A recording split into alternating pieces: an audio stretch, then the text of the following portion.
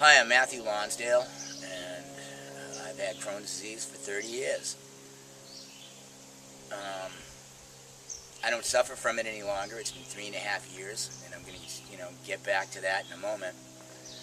But originally, I was 15 years old, and, prior to that, I had stomach cramps and regular cannabis user. At the time, we called it pot. This is a Nancy Reagan generation. And because of smoking pot, they decided to send me to drug rehab.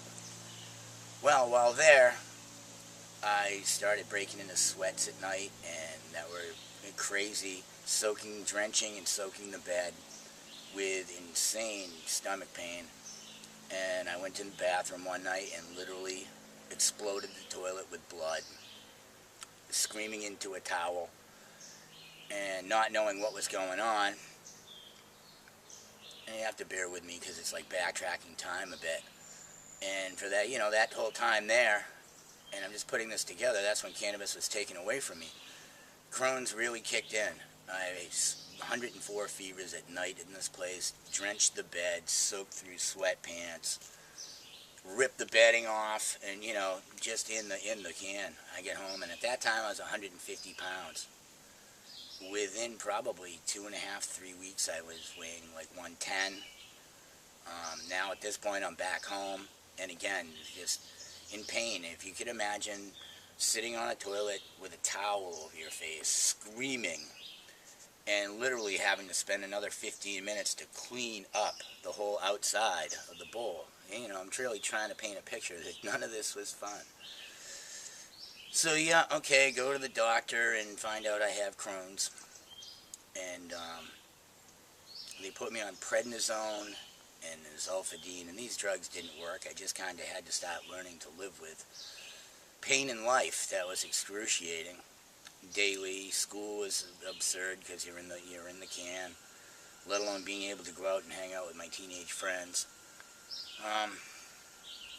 It's pretty bad. Like there's, comes times like I'm literally wanting to take a knife and cut out my insides. And so to paint a picture of what I lived with, none of it was pleasant. By the time I was 17, I decided that, their poison meds and the side effects that were going along with it weren't working any longer. And I was like, I'd rather live with the Crohn's and die because I can't do it. So at this point in life, the pain is so bad, I'm like now on a regular basis with alcohol. And people say, oh, you're just an alcoholic. And I'm telling you, you got to do something for this pain that nobody understood. At that point, with other things in my life, I ended up living with Crohn's disease on the road, which, believe it or not, just hitchhiking around the country for 10 years. And to stay in my own spot, I was actually unemployable anyway, because literally I had to map out places I'd have to stop to get to work. Each gas station had to stop and use their bathroom. We're talking like within every 10 or 15 minutes. Get to work, and at the time I was, carpenter, and I had many employers say to me, we're putting on roof trusses, and you do incredible work, but we can't have a guy jumping off the roof every 15 minutes. So, now the physical part becomes an employment part, which now becomes more of a mental part. You talk about a self-esteem, you're like, is this ever going to end? There's no life. You can't, even going out when everybody wants to go out to eat, you're not having a good time. Chinese food's definitely miserable. To get on to the other part of the story, it's all about a hippie in the end, I seem to find out. And, that's true. And the hippies were right.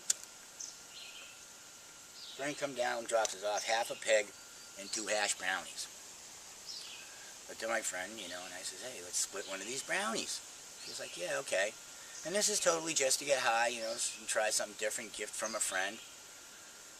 I got up the next morning and experienced something in the bathroom that I've never experienced before. What it was like before Crohn's. And I'm like, oh, wait a minute. I'm trying to backtrack. What did I eat? So for the next couple days, I ate the rest of this pork roast that we made and picked off this little piece of a brownie. So then I'm like, something's got to be up with this. And I noticed once Crohn started kicking in a little bit, and it was like 2 or 3 days, I'd go pick off at this other brownie, which I'm starting to run out of at this point. So about a week into it, I'm going, something's up with this brownie. So I call up my doctor, figuring they'd get me in right away. You know, I got this great thing going on with Crohn's. I don't know why. I need answers, thinking they should be sending me to the Cleveland Clinic for research or something, because really I have no clue what's going on with my body.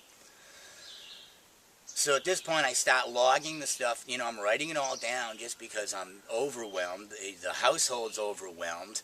This is like almost too good to be true, thinking that what's up with this? It's like this magical little brownie. So I'm calling my friend. I says, you know, I didn't get to that point of calling him yet, because now I'm like, okay, I'm going to deal with eating this little brownie. I get to the doctor, figuring that, yeah, they'd be like all ecstatic and everything, and they like basically told me, shut up and go away. Fortunately, the physician there was also an intern, said it in a really decent way, and he's like, look, Matt, I'm going to tell you this. I'm not going to tell you not to continue doing what I prescribed to you, but I'm also not going to tell you if something else works. Don't just stop doing it, okay? And I said, look, Crohn's disease is on the medical marijuana list in the state of Maine. I want certified yesterday because I'm now linking this to the brownie, and I got to do something. He says, no, can't do it. Well, at least he wrote down a name, and he says, this is a colleague that I was in medical school with named Dustin Sulak, who is the medicine man of our community here of the state of Maine. Way to go. Thank you, Dustin Sulak. Research. There's some names I'm going to drop on this video that please do some research on these people. It's incredible. So I went, well, all right. So I called up and, you know, had to come up with money to get him, which is a poor hippie in the woods is hard to do. So I'm waiting for my appointment. I call my friend that gave me this brownie. I said, what do I do? You know, what do I do? So he mails me out. So, you know, I said, what did you do different? He says, I accidentally dropped the hash into some hot oil. He says, that might be it. So I'm like, well, so what do you think? I says, because I don't have much of this brownie left. He says, well, Matt, why don't you take and try heating up a little hash in a tablespoon of olive oil. Try it out. Let's go from there. So I did, and I put in a tablespoon of olive oil into a little teeny saucepan. And I learned, you know, I kind of learned this. There's a lot of learning that took place with this, and I'd wipe it out with a piece of bread. And it was working, and it was crazy. I was like, wow, all right, I'm on to something here. What do I do next? So, you know, I had multiple things of Google search for Crohn's disease throughout the years. I gave up on it. So I'm going to take a shot. I typed in Crohn's and hash, and my life hasn't been the same since, because up popped a video by Shauna Banda, another one, really, I'll get more into that even on another video. And she answered everything that the doctors couldn't for me. It's really a big part of my life now, 3.5 years later, of not dealing with this. And she's, you know, she said she watched this movie that from Rick Simpson called Run from the Cure, and it taught her about cannabis oil. And you just have to check out her, you know, Live Free or Die, Shauna Banda, and then Rick Simpson's Run from the Cure. Which those were the starts to where I needed to go with it. And then listening to, say, Dr. Bob Melamede, I started researching who he was, because I needed answers. I needed answers. I was like, I didn't know what was going on. So now I run out of hash, and I'm learning what's going on with my body. I'm like, oh, gee, what are we going to do? You know, in the meantime, I had to go for a colonoscopy, where I'm saying, no, something's going on with my body. I'm not going to let them flush out my system, because I don't want to, you know, take away anything what's going on with it. So I put that off. 2020, I probably should have done it, so I had a then and now. But I also had a hernia fixed on the other side.